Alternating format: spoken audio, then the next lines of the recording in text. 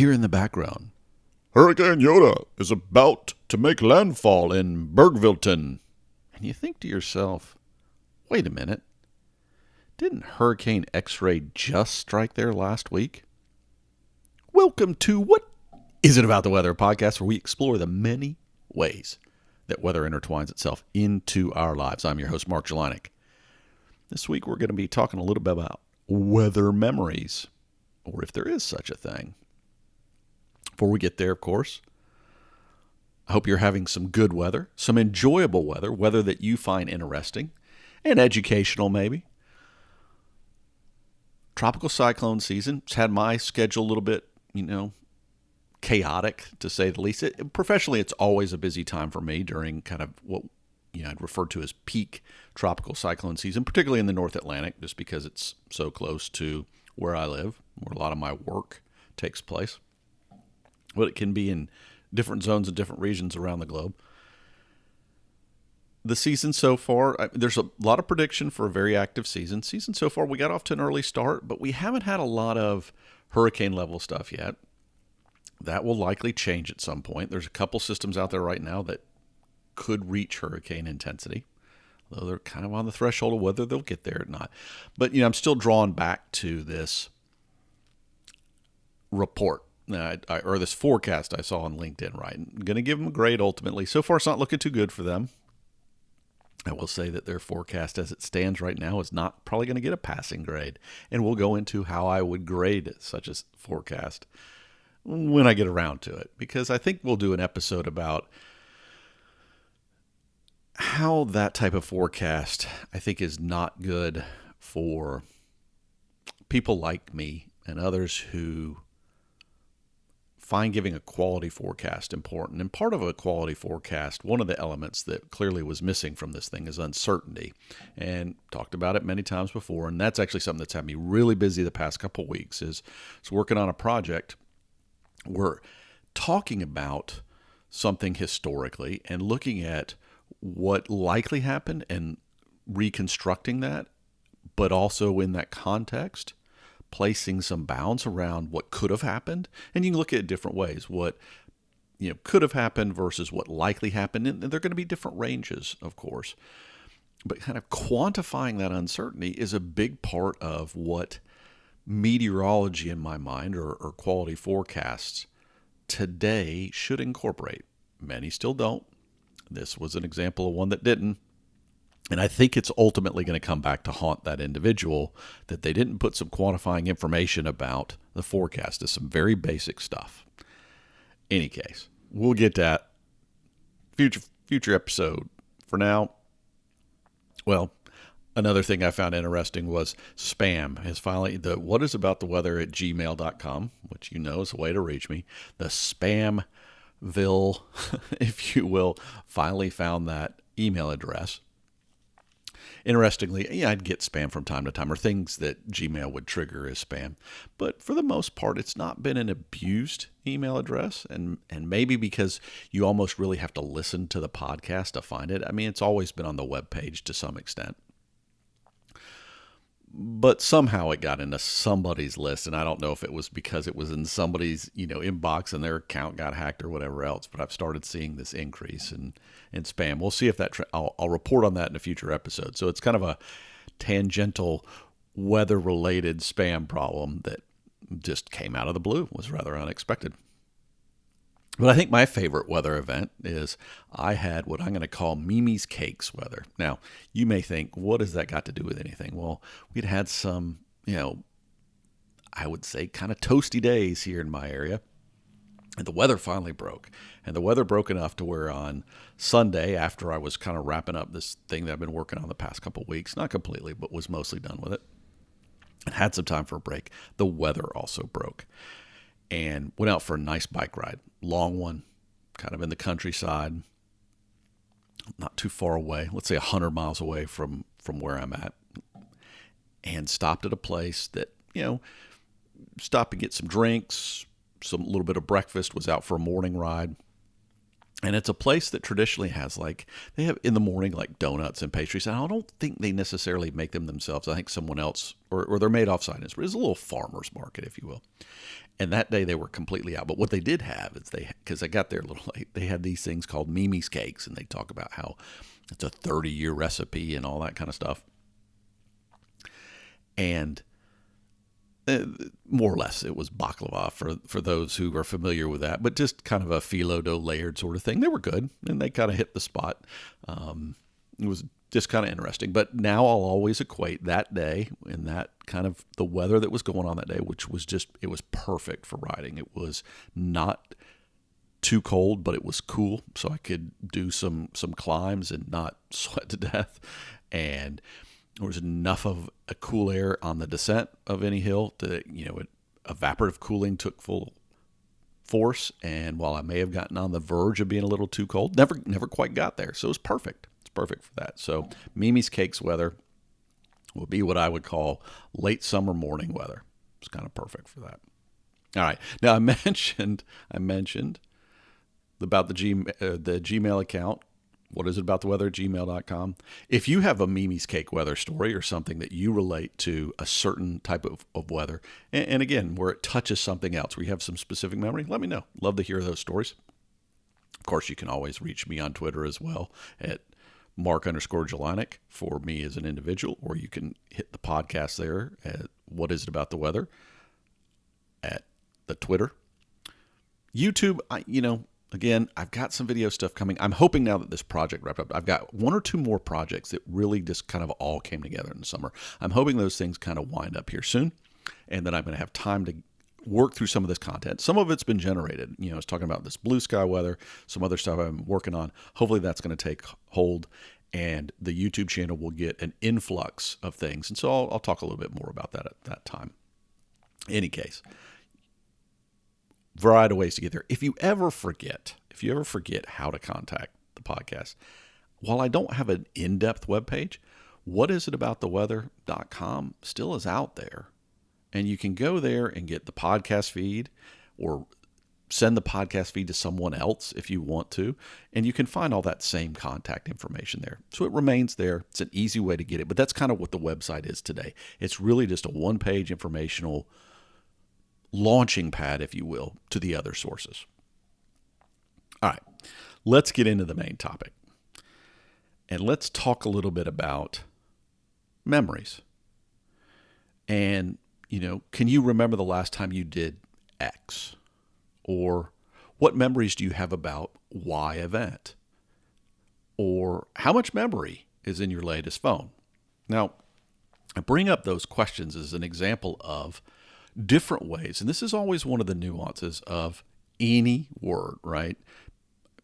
I'm talking English here, but I've seen it in Spanish and I've seen it in other languages as well. I'm going to assume that most languages have words that have multiple meanings.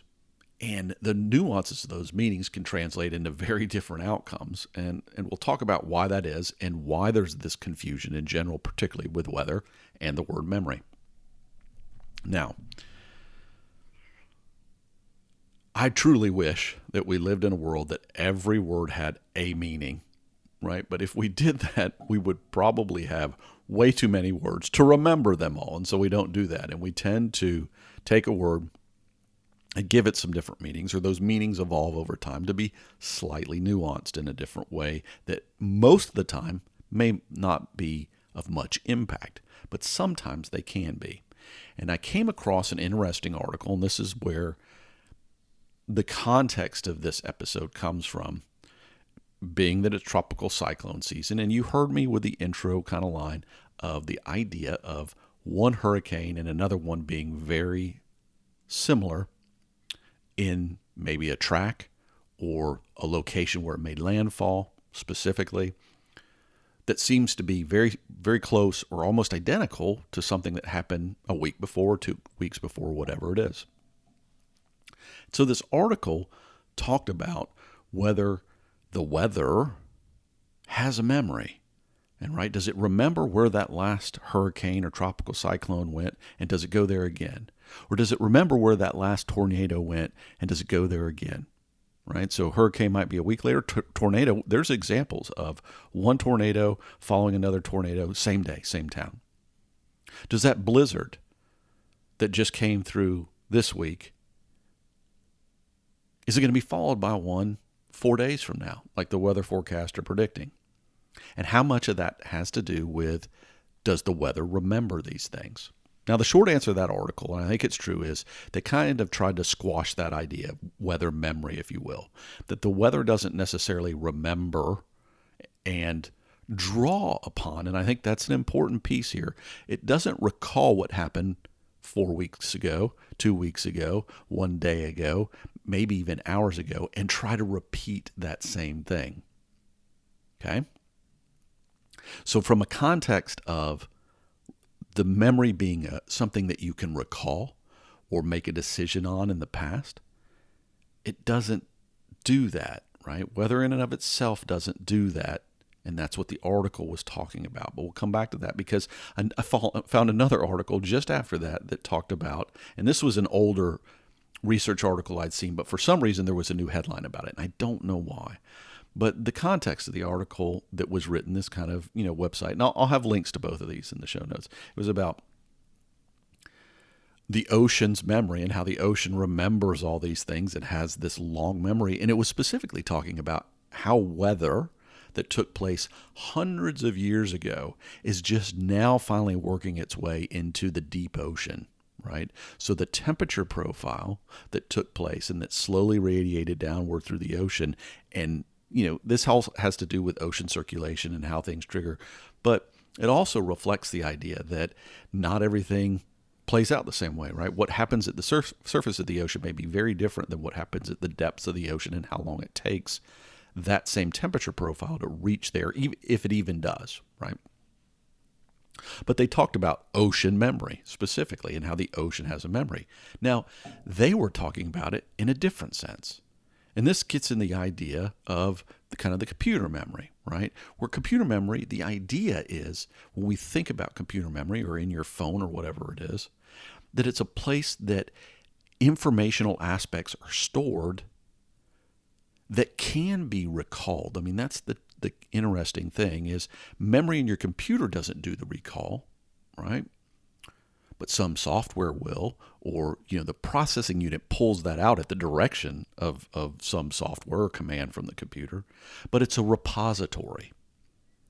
And the idea of what they were getting into was there is a repository in the ocean of this stuff that moves around. It can take a very long time to go from point A to point B, but it's not forgotten. It's in the background somewhere. And you can say the same thing is true about a lot of things. I saw a documentary not too long ago about mushrooms and how mushrooms, have this memory of thing because of how long they've lived. The fundamental difference in that documentary, though, was the idea that these fungi actually can recognize their own offspring. And that's that next step, which is it can make a decision about what to do based on what it's recalling or pulling out of a memory repository.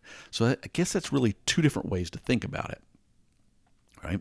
It's the stores, if you will, of informational points that make up, can make up a collective memory. When you have a memory of some past event, it's a bunch of different pieces, right? And this is always the challenge when you try to recall something, and when someone else who was also there recalls it differently. It's because your two memory stores may have actually gravitated to what the key elements were that you had go down at that time, and you may remember something completely different on the surface, but if you look at the underlying features, they may have been very similar. And this always gets into the difference between truths, right? My truth, your truth, everybody else's truth, and facts, right? These underlying key elements that were there, okay? And it's the same thing for weather, and we're going to talk about why it's a little different on different time scales and why it's different, for instance, from the atmosphere than it is for the ocean. Now, you may have heard me mention before, if you've listened to all the episodes going way back in time, or you may have heard someone else mention, you've probably heard the idea of what we call the butterfly effect, right? And this is based on the idea that One small change at some point in time in a dynamic process, and specifically this was talking about the weather, that little change drives another change somewhere else and another one. And each one of those things collectively add up to drive a major outcome. Okay? But more fundamentally when it has to do with the weather, and this paper was, Lorenz, it's a famous paper, late 60s, right? It's been around a long time. The idea was, how long is it that the atmosphere holds on the information, or that it changes so much from a base state that at some period of time later, it's unrecognizable, all right? Some sort of physical limitation of how far in the future can we see the weather? And the premise back then was it was about 2 weeks, right? And the premise today still fundamentally is it's about 2 weeks. And this has to do with the idea that whether you look at the way we ingest data, all right, from a variety of observation systems to the underlying, even our understanding, but the equations we use to create weather forecasts and all that stuff, it's improved significantly. So back then there was a theoretical limit. Now we're approaching that theoretical limit. Our systems are good enough today where if you look at a week out forecast, a lot of times it's fairly accurate, right? And even out to maybe 2 weeks, they're fairly accurate. Now the timing might be off or the magnitudes might be off, but where you'll see it fail is on these things that have a lot more variability. Like, there was this forecast for rain, but you ended up, getting severe thunderstorms, or it was saying that there might be rain and it ended up being a flood, or it ended up not raining at all, right? And this all has to do with the idea that the atmosphere works in layers of speeds. Okay, there's some things that we call long-term patterns that tend to hold into place and don't change as often. And then there's this short-term dynamic stuff that kind of overlays it that might determine whether you have thunderstorms in any given day or specific weather in a given day. How hot did it actually get versus are you under a heat wave, right?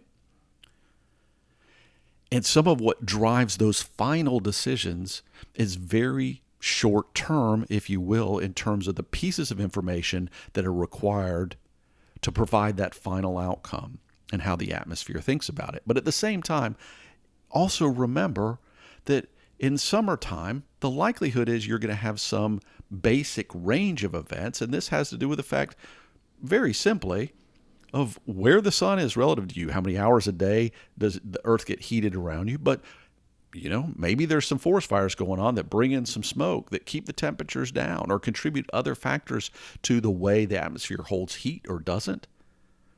We've talked about how clouds can keep it warmer at night. And how does that influence the next day? Well, it may or may not. It just depends, right? But all those elements come into play in defining what it is that your weather's going to look like. Now, some of that, as you're thinking about through this, is some sort of memory, right? Because what's in the atmosphere and what makes up the atmosphere and these broader steering patterns that tend to happen, let's say, when the Atlantic Ocean heats up and we have tropical cyclone season, and it happens around the same time every year. Is it exactly the same? No. Are there nuances? Yes. Are the number of hurricanes you actually see, can they vary meaningfully? Yes, because there's other pieces that sit on top of this. The underlying state or the base state is ideal, maybe not ideal, but relevant for tropical cyclone formation. It's in an environmental setup that allows for it. It's conducive to it. But there's other aspects, for instance, in the case of the Atlantic, how much dust and sand is coming off the continent of Africa. We call this the Saharan Air Layer. It's at lower level of the atmosphere, but this dust, it can reach all the way to the North American, South American continent. So it can go a long way. Some seasons there's more or less. So exactly how the wind's set up, exactly how we see these steering patterns, and this gets into the tropical cyclone thing. It doesn't, that new hurricane, and this is the point of the article, that new hurricane has no idea what the other one did and doesn't really care and doesn't draw on, it's not like there's some big weather machine that draws on that one to decide this one. But the broader steering mechanism And sometimes, if you've listened about the Atlantic, you'll have heard it called the Bermuda High. It's a pattern that sets up and it steers things, but there are breaks in that. There's undulations in that, and that's why a hurricane can go from point A to point B, but they may follow a general pattern in a given season because that's what the dynamics are flowing around, is this underlying state. And gaps in that allow hurricane finally to turn. But sometimes that pattern can hold pretty true for a very long time in a given year or even multiple years. So that's why all these waves come together, if you will, to result a final outcome. But the best way to probably think about it is that in the short term, weather fades fast. And beyond 2 weeks, what it looked like 2 weeks ago, there's nothing in the atmospheric state, generally speaking, to hold on to that flow, what patterns look like, where things were. But it's still summer or it's still fall.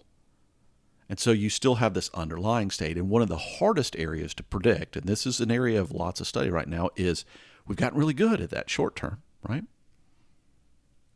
Far enough out for most people, for most cases. There's room for improvement. But there's a recent study, and I'll put a link into that still shows that while we're approaching getting better at that, we went where we were really just not very good at 3 days. There's a well-known kind of graphic that kind of shows how we've improved on day 3, day 5, day 7, day 10, if you will, and the strides we've made. But no matter what, it still looks like with all our advancement, there's nothing to suggest we've made any breakthrough or have any better understanding today that would allow us to ever forecast beyond that. Is that possible? It could change, sure, but we're not there today. However, we've got this longer-term seasonal stuff, and that's why you see these seasonal forecasts and things like El Nino or La Nina, or you may hear others that trigger that. But in between, we have this subseasonal forecast, and we do have some understanding about patterns that influence that. And there's one called the Madden-Julian Oscillation, or sometimes you'll hear it called MJO, and it impacts the tropics all across the globe. Originally, it was thought just the Pacific, but what we've learned, it impacts the globe. Okay? And this pattern tells us a little bit about why hurricanes can be really busy for a couple of weeks and then go into a state where they're not so busy. And it has to do with, back to this fundamental idea, it doesn't preclude something from happening, but it does dampen the state that would build upon that favorable season for development and suppress things or not encourage things. So there's not a memory. And you can think about all this stuff and everything we do in a predictive sense, where it's looking at stock markets, whether it's looking at anything that looks forward. There's always these underlying seasons, like shopping season, right? But then you have something like COVID gets thrown in. But how the market reacts, or trying to predict the market, has all sorts of little things that go into it. An individual company reports earnings of a certain type, and maybe they're early in the season, but maybe they're in a sector that for which they're a dominant player, and the belief is, well, maybe that's going to influence all the players in that sector, and you got to look at all these things, and they all influence the long-term behavior in the market, the intermediate term, and the day-to-day, and the hour-to-hour, and the minute-to-minute fluctuation, just like a weather forecast. So it holds true in everything we do. It's just like the traffic patterns. Right now, as more of us are getting back to the office, think about it the same way. Your traffic patterns in the city or wherever you live are fundamentally based on how many roads there are and how many cars are going to get on those roads. In a broader sense, they're going to be impacted by what kind of construction projects you've got going on, or what's the weather like? What weather season is it? Right? But on any given day, there's so many things that can come into play. Was there a weather event? Did someone run in the back of somebody else? Right? All those things come into play, and why it's hard to, why we can predict a base state and build upon that. At some point, there's only so much you can do. You can have a general idea, but there's a lot of things that can come up that can trigger otherwise. So does the weather have memory that it recalls upon things. It doesn't really recall. That's our job. We recall on it, but it's the same thing with markets. It's the same thing with traffic. Whatever you want to look at in terms of that predictive looking forward thing is the baseline state is there. The individual elements are there. So there's these memory stores, but the recall portion of it, us sentient beings are the ones, or even the computers are the ones that do that part of the process. It's not the fundamental background portion of it. So it's, in the end, it will depend to some extent about how you define memory. Are you talking about the place where information is stored? Yes, there is some weather memory there. Are you talking about how the events that transpire call on one another in some sort of past looking forward looking back? No, it doesn't. So just keep that in mind. But it's interesting nonetheless. So the next time you hear about weather memory, just remember, or maybe don't remember, that there's much more to weather than the weather itself.